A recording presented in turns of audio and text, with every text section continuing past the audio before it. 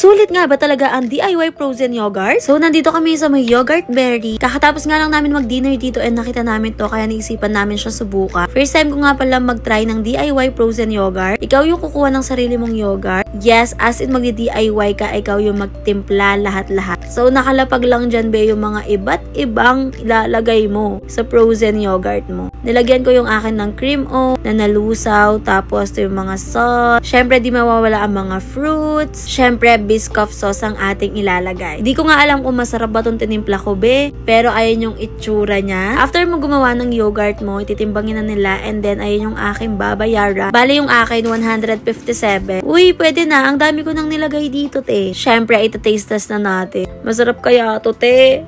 In fairness, nagustuhan ko siya at sulit naman yung 157 pesos ko. Sobrang sarap din ng Biscoff sauce nila. Kaya pag nag-DIY frozen yogurt din kayo, lagyan nyo ng Biscoff ha. So, ayun lang. Gusto ko pa tong i-try.